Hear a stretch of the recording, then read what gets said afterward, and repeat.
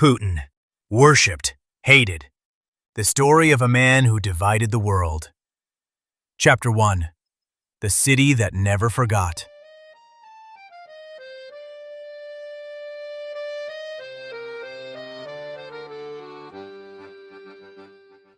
Меня зовут Владимир Владимирович Путин.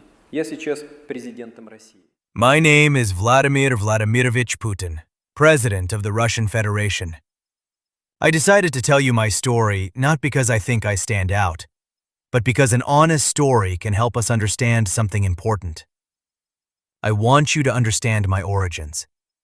Not in terms of politics or office, but in the most human sense.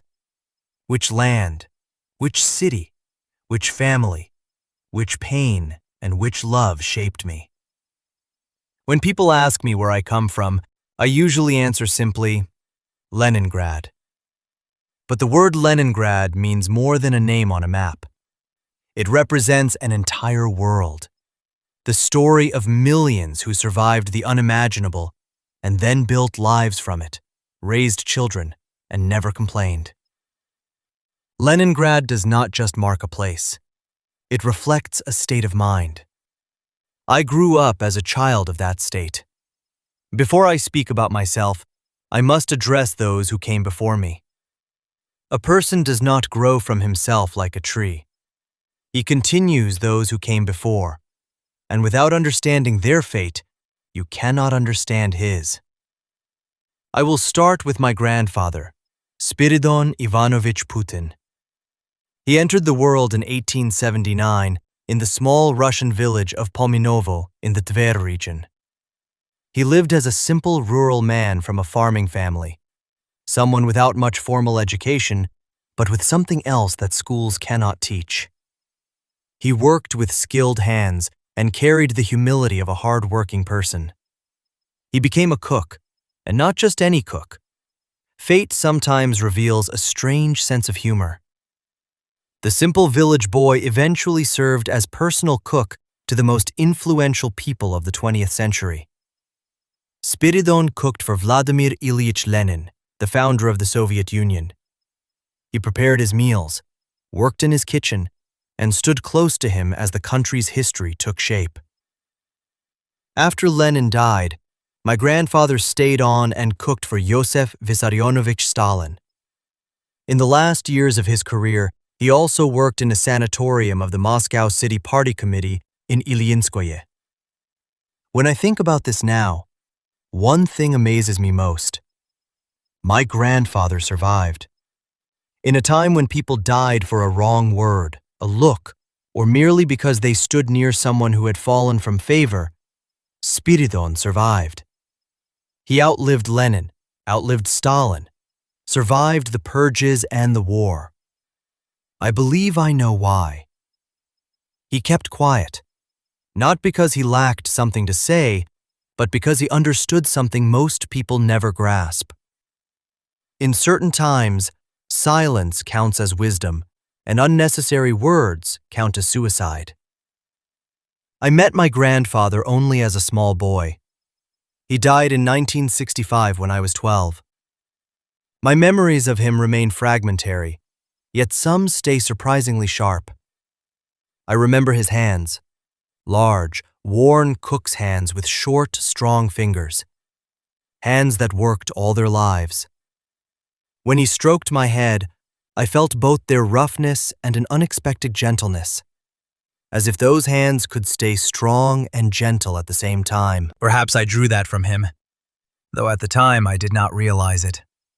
We did not talk much at home about my grandfather's life, not because the family felt ashamed, on the contrary, but because at that time people simply did not discuss such things. Proximity to state power acted like a double-edged sword. It could bring pride, but also danger. My parents, like most of their generation, adopted a simple principle.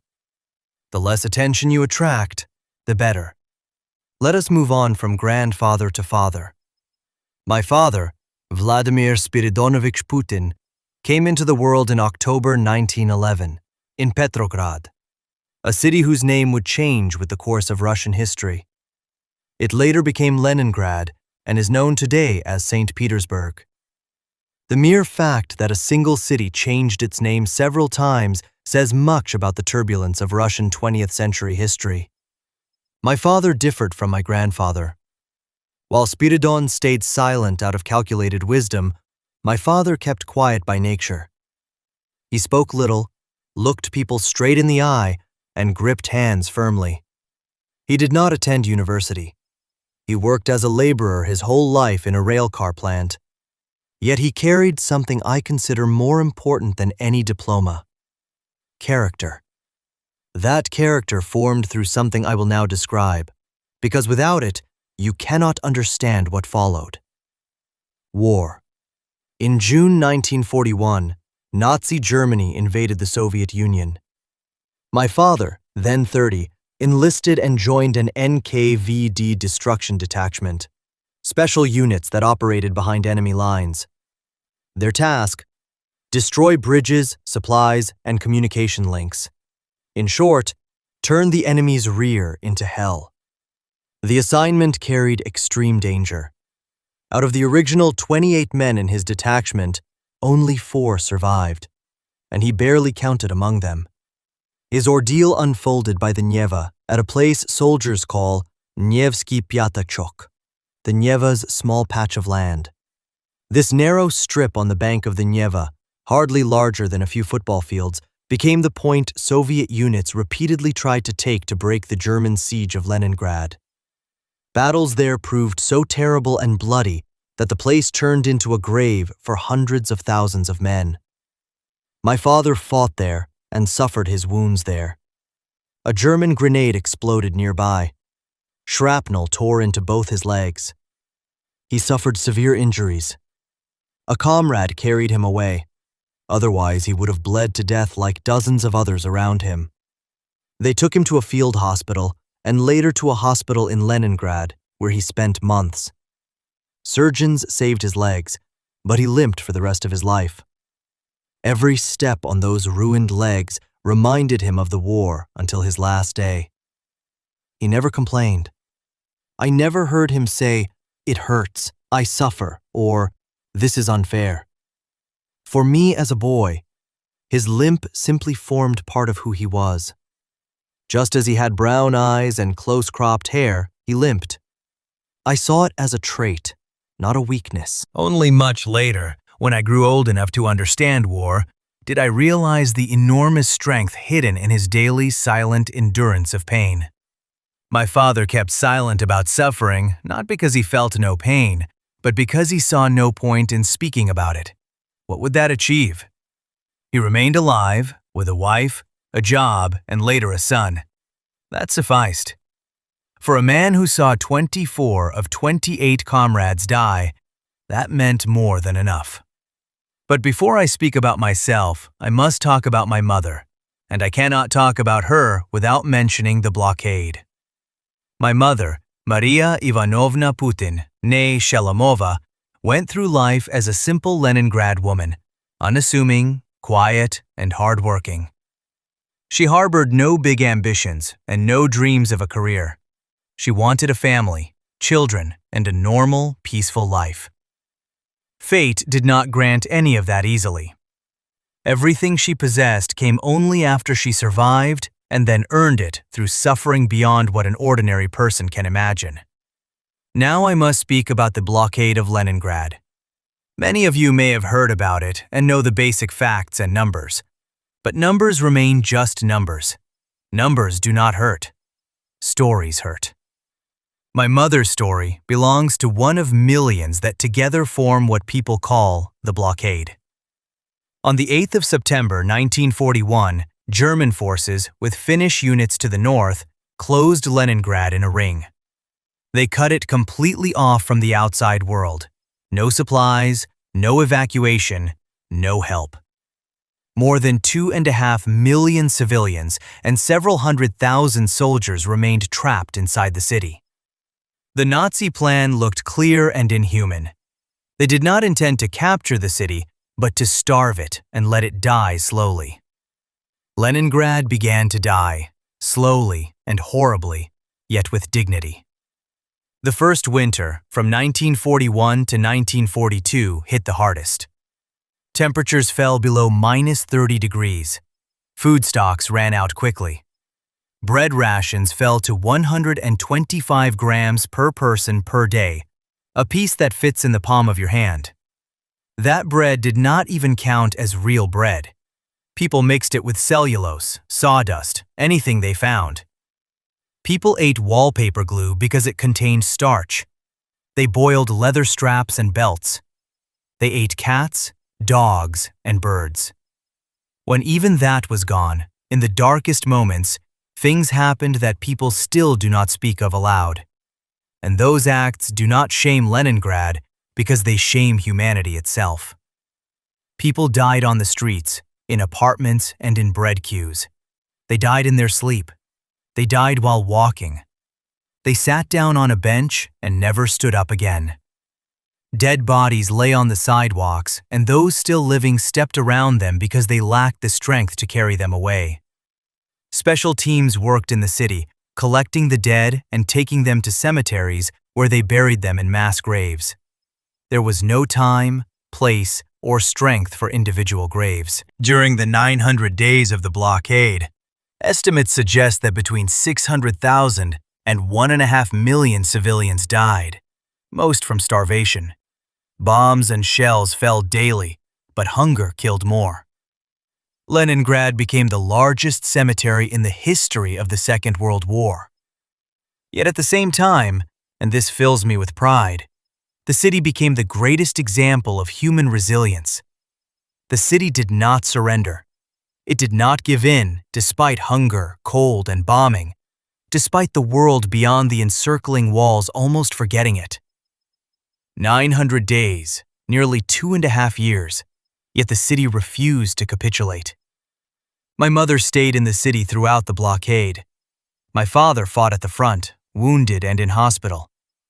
She endured alone and starved like everyone else. My parents told me a story that cut so deep into my memory that I feel it almost physically, although it happened years before I was born. One day my mother fainted from hunger in the street. She had grown so emaciated and weak that her body simply shut down.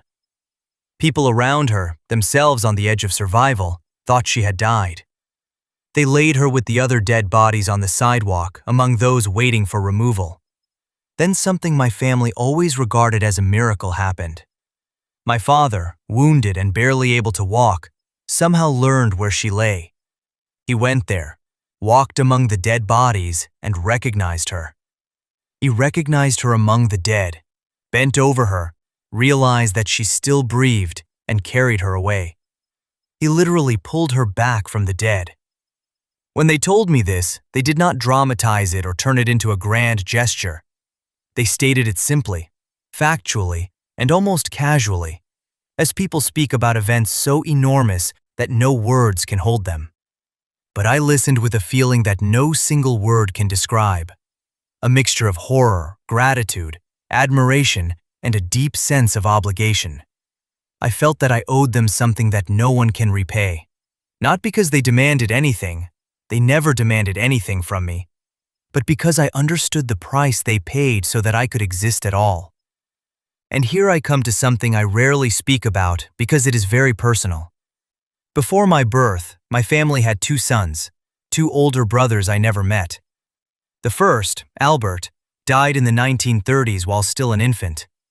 Disease, poverty, and lack of medical help created an ordinary tragedy of that time when child mortality ran terribly high, and the death of a small child, though painful, did not count as anything extraordinary. For my parents, this wound never fully healed. The second brother, Victor, entered the world in 1940, just before the war. When the blockade arrived, he still toddled. He died in 1942 from diphtheria, malnutrition, and cold. His life lasted only 2 years. He lies somewhere in a mass grave in Leningrad. My parents never knew exactly where. At that time, people did not keep records diligently. They dug graves in haste, without names or crosses, only numbers, and even those faded with time. I have thought about this for a long time, What does it mean to have brothers you never saw, whose faces you do not know and whose voices you never heard? The feeling feels strange and hard to describe. It does not count as grief in the usual sense because you cannot mourn someone you never met. It feels more like a shadow that falls across your life and your sense of yourself. You know others lived before you. You know that if they had lived, your own life would have turned out completely different, or perhaps not at all. So you live with the knowledge that your existence, to some degree, results from their absence. That feeling does not please you, but it confers a certain seriousness, a sense of responsibility toward life itself. I know my parents often remembered Victor, especially my mother. Sometimes, when she thought I did not see her, I caught on her face an expression that felt neither sad nor pained, but deeper, an endless, silent reflection, as if she spoke inwardly with someone absent from the room. I never asked her whom she remembered. I did not need to. I knew. Place my birth in this context. I entered the world on October 7th, 1952 in Leningrad. My parents reached 41 and 43 by then, an advanced age for those days. I arrived as their late child, their third son, the one born after two lost sons. I remained their only son. Leningrad in 1952 still lifted itself slowly, industriously, and stubbornly from ruins. The war had ended 7 years earlier, but its traces appeared everywhere. Damaged facades, empty lots where buildings once stood, overgrown spaces where children once played, and above all, the looks on adults' faces. Those looks hid experiences people did not talk about, yet surfaced in every gesture, every silence, and every reaction to ordinary things. When someone dropped a piece of bread on the street, older people stopped and watched with an expression I could not decipher as a child, but later understood. They looked like people who knew hunger, real hunger, the kind that kills you. Our apartment sat in Baskov Lane, house number 12. It stood as a typical Leningrad tenement with 5 stories, gray plaster, a narrow courtyard, and long, dim corridors. We lived in what people called a communal apartment. For those unfamiliar with the term, a communal apartment housed several families. Each family occupied its own room, sometimes 2, but everyone shared the kitchen, the toilet, and the corridor. The building offered neither bathroom nor hot water. In winter, the rooms stayed cold and damp. The walls sweated, and mold sometimes took root in the corners. Our room felt small. I recall it exactly. A door with a coat hook next to it, my parents' bed on the right, a small wardrobe on the left, and a table by the window. The window looked out onto the yard. I will return to that yard because it mattered. But now I want to speak about what that apartment meant to me, that room, that space. That room made up our entire world. In that space we ate, slept, talked, kept silent, read newspapers, and listened to the radio. In that space my father dressed for work each morning. My mother prepared breakfast, and I played on the floor with toys not bought in a shop, but made from whatever lay at hand, a piece of wood, a string, an old key. That sufficed for me. I did not know that children existed who had their own rooms, their own toys, and their own space. And even if I had known, I think it would not have troubled me. In childhood, normal means what you know, and we knew this. Everyone in the apartment met in the shared kitchen. Other families lived there, each with its own story, habits, and food aromas. The kitchen served as a place of meeting, but also as a place of tension. When several families share one space, conflicts become inevitable. Someone occupies the stove too long, someone leaves dirty dishes, someone makes noise late at night. These small daily frictions by themselves carried nothing dramatic, yet over the years could grow into real animosity. My parents tried to live peacefully. My mother avoided conflicts not out of weakness, but out of wisdom. She knew that arguing with a neighbor in a shared kitchen solves nothing and only poisons the air. So she would rather keep silent, step back, clean up after herself, and return to her room. My father did the same, but his silence carried authority rather than conciliation. When he entered the kitchen, people fell silent, not because they feared him, but because they respected him. He had served in the war and carried a crippled leg and a look that said clearly, "Leave me alone, and I will leave you alone." I grew up in this environment, and it proved good. Not comfortable, not rich, not easy, but good. It taught me things no wealth could teach. It taught me that space is precious and deserves protection, that you must get along with people even when they are not perfect, that silence sometimes holds more value than speech, and that dignity does not depend on the number of rooms you have, but on how you conduct yourself in the one you have. But I want to return to my parents and how they raised me. My father acted strict, but never cruel. He never hit me. At that time, many fathers beat their children and considered it a normal part of upbringing. My father did not. He punished me with a look, and that look sufficed. When I did something wrong, and I did plenty, that look, quiet, firm, and slightly disappointed, told me I had crossed the line. He did not need to shout or threaten. That look spoke louder than any words. My mother seemed gentler, yet in some ways even stronger.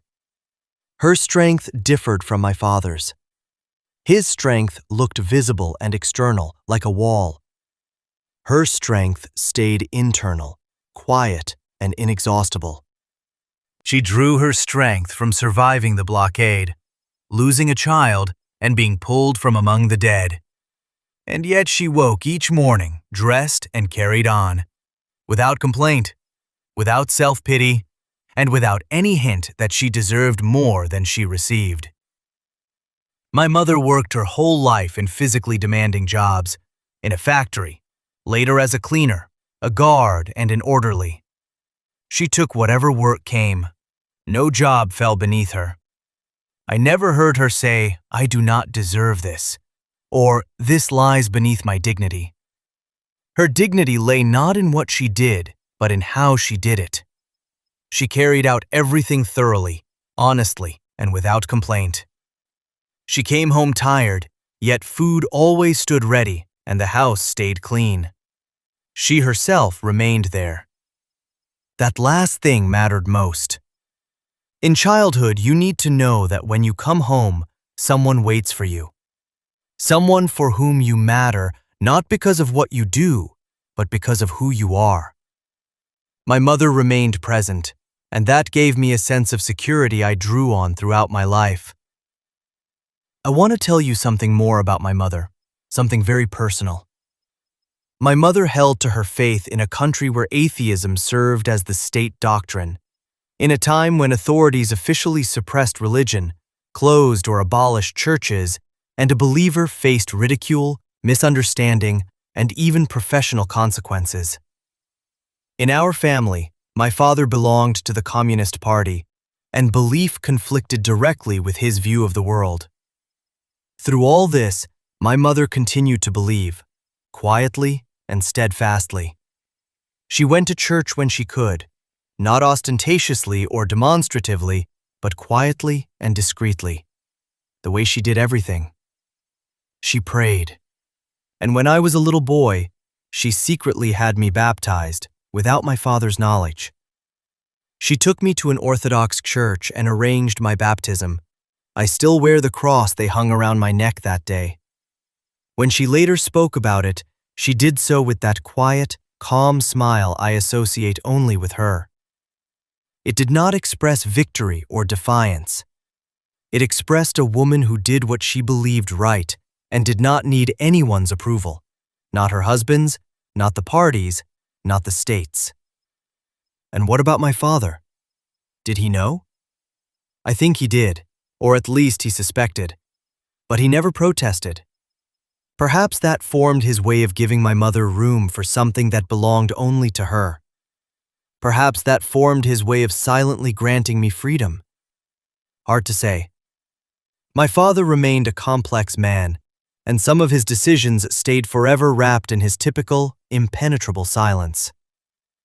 Faith for me remains not a matter of dogma or institution. It stays internal, personal, something I received from my mother as a gift and carry with me without the need to talk about it publicly. Some people think faith shows weakness, that it marks an irrational person. I think the opposite. Faith represents a form of strength that most people do not see until they need it. My mother, a woman who survived the blockade, stood as the strongest person I ever knew. If she believed, then faith cannot count as a weakness. But let me return to the Leningrad of my childhood, the city that shaped me. In the 1950s and 1960s, Leningrad was a city of contradictions. On one hand, there were imposing palaces, broad boulevards, the embankment of the Neva River, the Hermitage, St. Isaac's Cathedral, and the Peter and Paul Fortress. Magnificent remnants that survived the war, although scarred and worn. On the other hand, there was poverty, grayness, and overcrowded flats, queues for basic foodstuffs, and children without shoes in the courtyards. I loved that city the way a child loves the place where he was born. Without critical distance, without comparison, completely and unconditionally. I walked through its streets and felt something I could not name at the time. Today I know that feeling was pride. This city refused to surrender. It endured 900 days of siege and did not break, and I was its child. The Neva was always cold and gray. Even in summer it had a certain strictness that did not invite carelessness. At night, the bridges lifted, and as a boy, I stood on the embankment watching the huge metal structures rise slowly and majestically toward the sky to let ships pass. It felt like magic. Every night the same, yet every time awe-inspiring. And then there were the white nights, that special Leningrad phenomenon when in June the sun barely sets, when at midnight it is as light as twilight and the air has a pearly quality found nowhere else. During the white nights, we children played in the courtyards until late, until our parents chased us home. Even then, when I lay in bed, the light came through the curtains and I could not fall asleep. Not because I didn't want to, but because the city outside was alive and I wanted to live with it. This city taught me more than I realized then. It taught me resilience, not as an abstract idea from textbooks, but as daily practice. You show resilience when you live in an apartment without hot water and don't shout about injustice. You show resilience when your father limps and you don't ask why, because the answer would hurt more than the question. You show resilience when your mother rises every day at 5, goes to work, cooks dinner in the evening, and never, not once, asks why it falls to her. Leningrad showed me this. My parents showed me this. Armed with this, I stepped into the world, into the courtyard, into that Leningrad courtyard that served as my first real school of life. I will tell that story another time because the yard deserves its own story. I learned there things that prepared me for everything that followed, whether judo, school, the KGB, politics, or the presidency. In a sense, everything began in that yard, between dirty walls and broken benches, among children as tough and as fragile as me. But that is a story for another time. For now, let me say this. I was born into a family that endured the worst the 20th century could offer. From that experience, I gained what I consider the most valuable legacy, the awareness that life never feels guaranteed. Waking up each morning counts as a gift, and you must earn that gift by living with dignity, working honestly, and never, under any circumstances, giving up. Books didn't teach me this. I learned from my parents' looks, from their silence, from their scars, and from their quiet, unbroken love. For now, thank you for your attention.